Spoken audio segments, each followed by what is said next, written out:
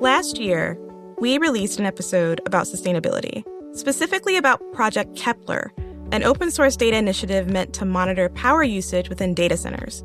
But in tech, people are starting to imagine conservation beyond the server. Dan Schnitzer is one of those people. I first realized that sustainability and working in the environment could be a career path when I graduated from business school, and very early on knew that I did not want to go into traditional business practices. Dan is the program manager for workplace sustainability at Red Hat. Before his current job, he worked in the public school system. Why? Well, he had his degree in business, but his values stopped him from going down that path, at least at first. The route that a lot of my peers were going in just had no interest to me. And I'm the type that needs to be fully invested in the work that I do in order to do it well. And so I started to look at the education I had in business and tying that in with my passion for being outdoors and experiencing the natural cycles and the natural beauty of nature. And just from there started to mold and develop a career path out of it. Tech companies are looking more closely at their global impact. Everything from their own power consumption to supply chains to how they talk to their customers about sustainability. And their focus is becoming more nuanced every day, something that is vital for change to happen. The environment doesn't care what things look like on paper, doesn't care what financing mechanisms are or are not in place. It's a very specific and definable impact that either is or is not happening, or is positive or is negative. And so that the shift in focus on impact, I think, is going to be an important one. This is Compiler, an original podcast from Red Hat. I'm Angela Andrews. And I'm Kim Wong. We go beyond the buzzwords and jargon and simplify tech topics. Today, we're checking in on sustainability efforts in tech.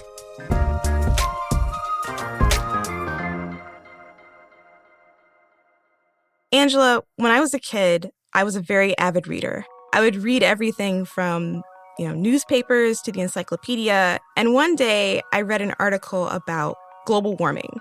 And I just remember being terrified of what I was seeing. I had a science project at school a few weeks after that, and I decided to take what I learned from that article. I got in front of my class. I was in elementary school, and I gave this presentation, and here I am standing in front of these kids talking about this really serious subject. And afterwards, they all kind of just started laughing at me, like not taking me seriously. It seemed like a movie, what I was describing. And I have a very deep appreciation for scientists that go in front of these large companies and governments and talk about what's happening in the world and kind of have to deal with like a very grown-up version of what I had to deal with, where it's like, people are not taking you seriously. It's like, do you hear what I'm saying? Like, do you understand what I'm saying to you? People have this tunnel thing, like, what do you mean global warming? That's not a thing. You might as well just replace it with, what do you mean aliens? Yeah. That's not a thing. Like, you know what I mean?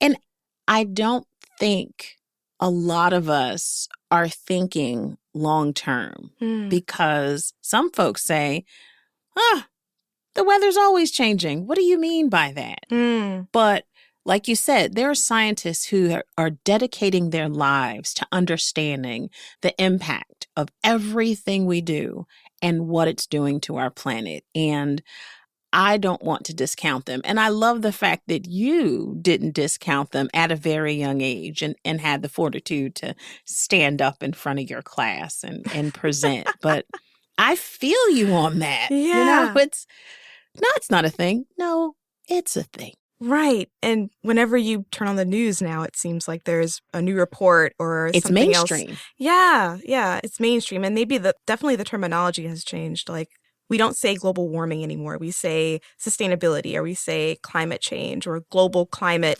crisis, or something of that. It sounds even scarier. I don't even know why we started using that. It sounds worse. But it's just, even in my lifetime, it's changed so much how we talk about the environment and what our impact is on the environment. Mm-hmm. So I want to bring Dan back because he's working on Red Hat's newest and largest sustainability project.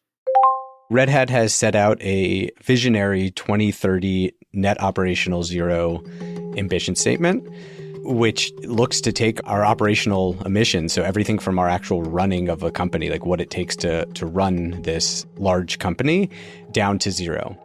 So one thing that's interesting as we start to peel back all of this is that we have to look at everything from different perspectives. That if we have a light bulb that runs on 100% wind, clean wind energy that's on the roof of the building, the question is, do we really have to turn the light off when we leave the room? So there are reasons to say yes. Eventually the light will burn out. You'll have to replace it. That's resources. But fundamentally, we have to stop thinking one-dimensionally about, oh, the solution is recycling. The solution is energy efficiency. Dan and his team are tackling all the usual suspects: recycling, alternative energy. But energy efficiency is a unique challenge in our line of work. Dan already has some wins to share. A good success story around that is with our data center that is here in Raleigh that takes place of our Westford lab. So instead of running the Westford lab, which was in-house, a huge energy consumer, something like 12 million kilowatt hours a year, and not done to maximum efficiency because that's not what the building was built for. That's not how the systems were designed. It got built out over time to somewhere that specializes in running a data center. We've maximized efficiency in terms of the actual energy it takes to run a comparable number of servers. We've reduced the number of servers because part of the clean out process enables us to decommission unused equipment. All of that is really nice for Red Hat, but I wanted to know, what can energy efficiency look like on a grander scale? My name is Rima Iantel. I'm a chief telco architect in our telco vertical. And one of the things that I'm working on right now is sustainability. Rima has worked in telecommunications for many years. Before Red Hat, she was at Verizon. She's seen firsthand how talk about sustainability and power consumption has shifted. It was never before that much of a consideration in terms of, how much each individual piece of equipment that I put in the network is consuming.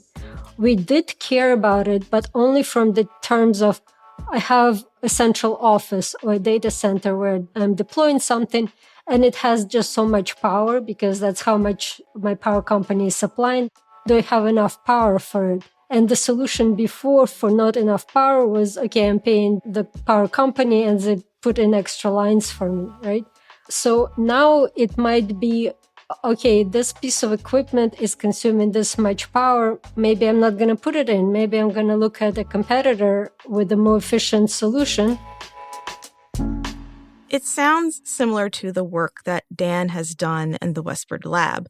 But even with the increased attention given to the subject, Rima says a lot of organizations still can't get beyond just monitoring their power consumption. Why? Because of the nature of their business. If you look at the telco networks, the biggest power consumption from the research is shown in the radio access network, right? Your cell phone network. And that's within the actual towers and the equipment that's connected to those towers, right? The antennas. And a large portion of that power consumption is due to air conditioning, because when you're deploying something in the field, sometimes it's called like little huts. They all have to have air conditioning in them because you need air conditioning to cool down the equipment. It's not to keep people comfortable, it's to make sure your equipment doesn't burn out. And as the temperatures are going up pretty much universally, you need to have more air conditioning. Load on a grid requires air conditioning to cool equipment, which requires more load on the same grid that powers the network. Then you have rising temperatures, which creates the need for what? More air conditioning, which requires more load on the grid. It's the negative feedback loop that nightmares are made of. Technologists looking to turn things into a new direction should think outside the box. if you look at the business centers in the large cities, that you have people during the day, but not very many people during the night and almost nobody on the weekends, you don't need the same cell coverage during those hours as you need during the busy hours.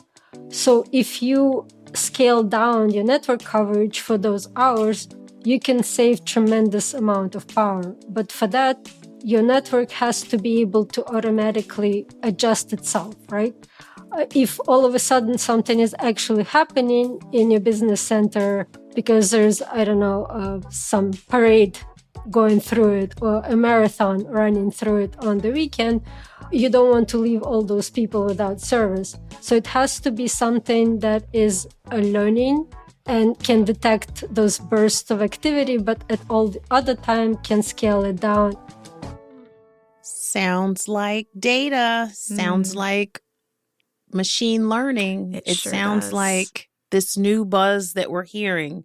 So she said a lot of very interesting things, and I never thought of cell coverage being something that is expensive electricity wise, like on the grid, because we're not plugging our phones in such a way, right? So there's a slight disconnect, but I understand when she's talking about these towers that are somewhere and they have a little HUD attached to them and it needs air conditioning. Things need to stay cool. Circuits, servers, systems cannot go into the 80, 90 degree range or they'll cook. I've seen it happen. Right. So we're talking about just keeping things cool, right? We're basically talking about the temperature that it takes to keep this equipment cool.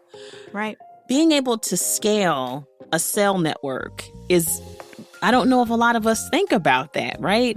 Our cell phones are on 24/7, but of course we're not using them 24/7. So maybe there's some sort of learning going on that looking at the trends that she just mentioned. On the weekend, do we need all of this? But of course, if something jumps off, we want to be able to give our customers the service that they are paying for and deserve. So there's a beautiful balance that needs to be struck, and being able to monitor the data, take that data and make sense of it, learn from it, and then have your systems react accordingly. Does everybody think about this? It's interesting that, these telco customers are thinking about it, but let's go across all the verticals. Are other industries thinking about just this thing? How much are we really consuming and the impact that it has? Food for thought. Absolutely. I've seen these little huts that she's talking about in the wild, and I didn't even know what they were, but it makes perfect sense to me. And what you're saying, Angela, about different people across verticals, across different industries and disciplines thinking about this problem, I think that they are. I think that there's a lot of monitoring without action because the technology that we would use, obviously this is like automation and AI, what we're talking about. The use of it is just, in that way, is just so new because before, as Rima said, we were just kind of monitoring devices to see how much they were using. And then if we needed more juice, we just went to the company and asked for more juice. And that's becoming less and less of a thing. And now there's a movement to kind of optimize devices and optimize the way that we imagine these devices operating. With artificial intelligence, you can even make more finely grained decisions because you can say, okay, it's lunchtime in New York in Midtown. Everybody's out at lunch. They're sitting there staring at their phones, catching up, looking at some YouTube videos or whatever. But then during work hours, mostly they're not going to be doing it, or even if they're doing it, they might be connected to Wi-Fi instead of being outside on the street connected to a cell network, right? So that's how you combine sustainability and artificial intelligence. That's so smart and so savvy. It is. And she's absolutely right about New York Midtown at lunch. It's impossible to get a seat anywhere. But yeah. And they're listening to Compiler, getting it done on their lunch break. I hope so. So, AI is a big buzzword right now. Mm-hmm. People are thinking about it in the ways of like generative AI. Like they're thinking about the very kind of mainstream ways that we're imagining how AI can affect code and Yes. creating new things. But this is what not about that. this type of implementation? What do you think of this? I think it's interesting because, like you said, it's just data. And being able to build those types of models that kind of look at those patterns and find the smarts, find the trends, find the things that are happening within them, and then to be able to maybe automate how your systems are running, when your systems are running, when you're providing, full power, 90%, 100, understanding those levels and being able to say, well, we can react when we need to, but because it is 2:00 in the afternoon and everyone has returned from lunch, well, let's take this down a little bit. We don't need as much power as we need it in these cell towers at this particular moment. How power is consumed, it is not an infinite source, or so we seem to think that it is, but there's something fueling said power. And how are we thinking about its sustainability and the impact on the globe and things like that? So it's interesting that we're hearing this more. 20 years ago, I don't think I've ever heard this conversation. It was just make sure the data center stays cool, Yep. close the door on your way out, don't leave the door open, Yes. watch the temperature or whatever, and you just ran with it. Things are different now. Things are much smarter and much more intentional. Right. Sustainability is a tricky subject for IT companies, but the tides are shifting and there's more pressure to get things from concept to reality. We'll talk about those pressures after the break.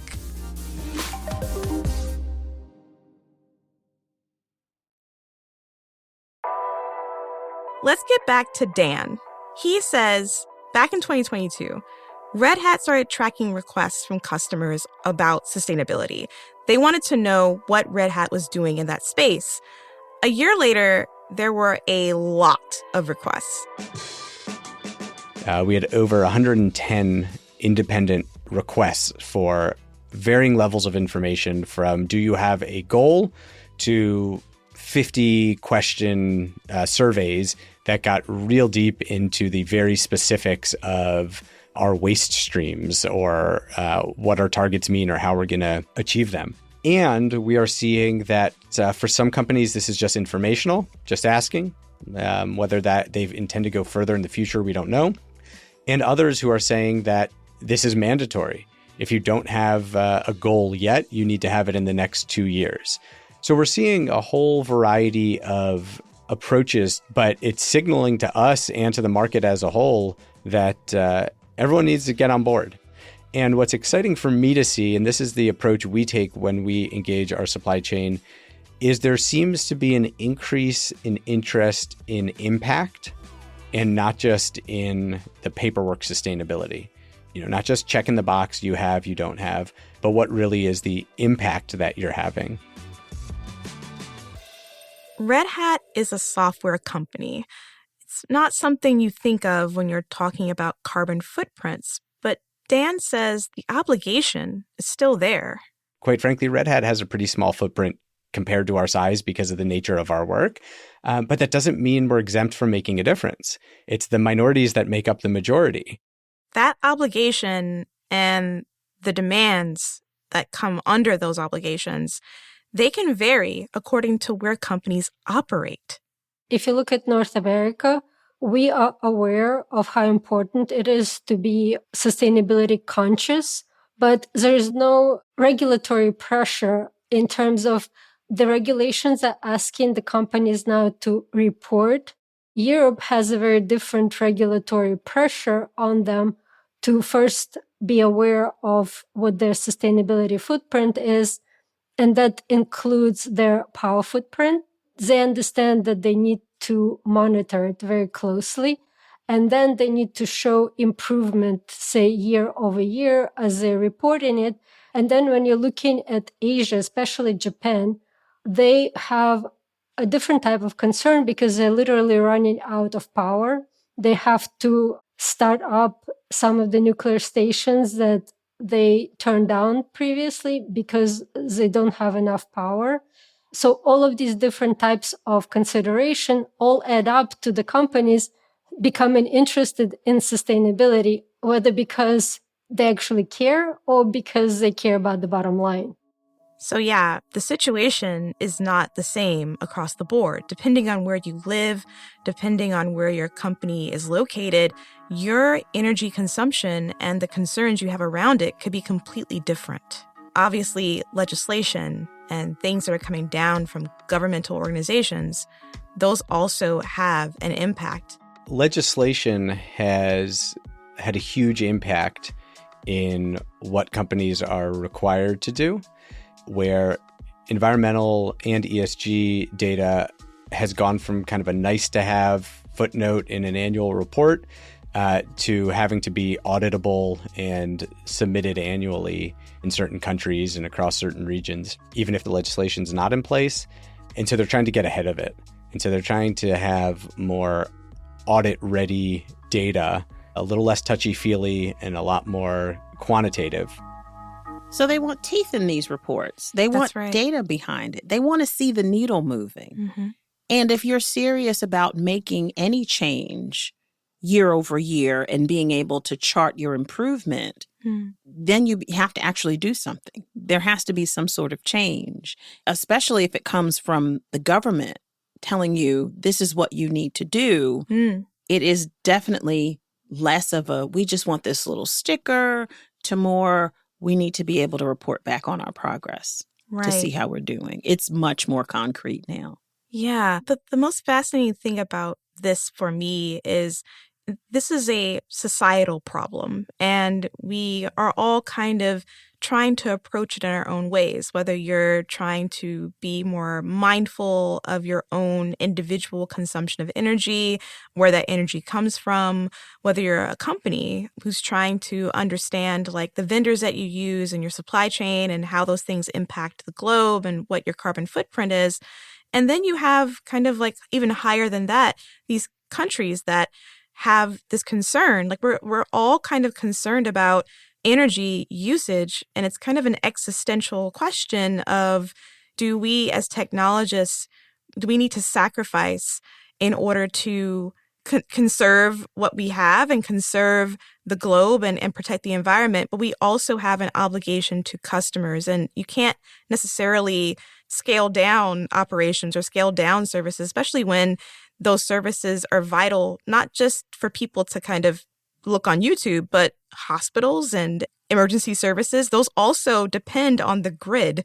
So with the demand for services increasing, how do we approach this responsibly? Someone's going to be creative and have to get creative. Absolutely. Using some sort of technology. That I think that's where this is going. It has to be some sort of technical solution behind it. I don't know if I'm giving anything away, but it has to be, because we can't just, like you just said, we can't just turn things off. That's right. There has to be a better way. That's kind of where this takes a hopeful turn. Sustainability and efforts behind sustainability also attract talent. You have young people who want to work for companies who are more intentional and conscious of their impact. Young people are looking at those types of reports now, strangely enough, because they want to buy from companies that are climate change conscious, that are, good corporate citizens. The younger generation entering the workforce now, and even more so in tech than most other fields, care deeply about environmental issues and look for employers that meet their values. Especially with the increase in remote work, values matching with a company is more important now than ever. So the ability to not only attract the best talent by leading with these values, to being open to these ideas of folks who see things differently than those of us who've been in the workforce longer, is going to be a tremendous asset to making change. Younger generations, they've been able to see the effects of climate change and the effects of power consumption without, responsible action being taken. I think that they're more galvanized to do things and use their talents, whether that's conservation talents or like working in code or working in the data center or working in cloud computing. They're more dialed in and more galvanized and more energized to do the work of imagining what these solutions can be as it pertains to how we can use power responsibly. They're not just choosing where to work and where to target their work. Right. They're also taking into account their dollar and their spending power. And they're choosing to spend their money with companies that are making a difference. Absolutely. Rima has a lot of experience working for telecommunications and working in the data center. I asked her before we parted ways, how can technologists get more involved in sustainability? So if you're a developer and you have interest in sustainability, so you have an opportunity to contribute to open source project, especially if those projects are connected to important things like sustainability, to climate change. Yeah, just see where you can individually can do something. Don't wait for your company or for somebody else to do it for you. Dan talked about how in the beginning of his career, he shied away from working for private companies. He thought that they were part of the problem. Now, his thinking has changed. I came in again to this work from the public sector with a lot of skepticism and anger towards private industry, seemingly only caring about profits in the bottom line and being the largest contributors to climate change. And I think there's still some bad actors out there that approach it that way. But I'm really actually proud to say that the reason I decided to work for Red Hat and give it a try was because they seemed different and they seemed truly authentic about wanting to make a positive difference. And I think we're doing that and we're pushing towards that. And we're super unsatisfied with where we are right now in that, in a very healthy way, that we want to push more and do more to positively impact the environment, do more to reduce the negative impact. We're in this to save health for humanity and for all living beings and for our future. And so those that come after us can enjoy the same pleasures and luxuries that we have because the people before us stewarded a healthy life as much as possible. I don't think this is at the front of our minds as much as it should be. We make decisions based off of a myriad of things, but to put it in the perspective of what is our global impact? What is it doing for our entire globe? What type of sustainability is around it? How much power is being consumed by said behavior? And we're not always thinking about keeping, the power in a server room. It's bigger than that. And we're hearing that from our guests. I think it gives us something all to really consider and think about, because this is our only globe that we have to live on. So what are we and the companies we deal with and the products we use? And it has to be this very holistic thing. And if we think about it that way, then we can start making those very intentional movements about, this is what I'm going to do for myself and my family and in my day-to-day to make a difference. And hopefully it trickles out, because it all starts somewhere. And it usually has to start with us and our behaviors. Kudos to companies like ours and others who are really taking this sustainability effort to where it needs to be. So I like it. I like the impact that we're having. Yeah, we're having a positive impact not just on Red Hatters or just on people who are in our communities, but also we're having an impact on the way that our customers are thinking about sustainability, which I think is really impressive, and just it's really kind of is a reflection of our culture, and I really like that. Yes. Yeah. If you want to know more about Red Hat's work around sustainability, you can visit redhat.com and check out our section on our social impact. Tell us what you've learned about sustainability, what you're doing, what your company's doing. We want to hear about the impact that our listeners and where they work is having on global climate change. Hit us up on our socials at Red Hat, always using the hashtag #CompilerPodcast. We want to know who else out there is fighting the good fight. We'd love to hear it. And that does it for this episode of Compiler. Today's episode was produced by Johan Philippine, Caroline Craighead, and me, Kim Wong. A big thank you to our guests, Rima Iontel and Dan Schnitzer. Victoria Lawton doesn't care about what things look like on paper. She cares about impact and doing the right thing. Special thanks to Britt Dugan. Our audio engineer is Robin Edgar. Our theme song was composed by Marianne Chetta. Our audio team includes Brent Semino, Lee Day, Stephanie Wunderlich, Mike Esser, Nick Burns, Aaron Williamson, Karen King, Jared Oates, Rachel Ertel, Devin Pope, Mike Compton, Ocean Matthews, Paige Johnson, Alex Trabulsi, and the mindful Mira Cyril. If you liked today's episode, don't keep it to yourself. Please follow the show, rate the show, leave a review on your platform of choice, and share with someone you know, because it really helps us out. And if you didn't like the episode, hey, let me know. Seriously. All feedback is good feedback. That's right. Thank you so much for listening. Until next time. Bye, everyone.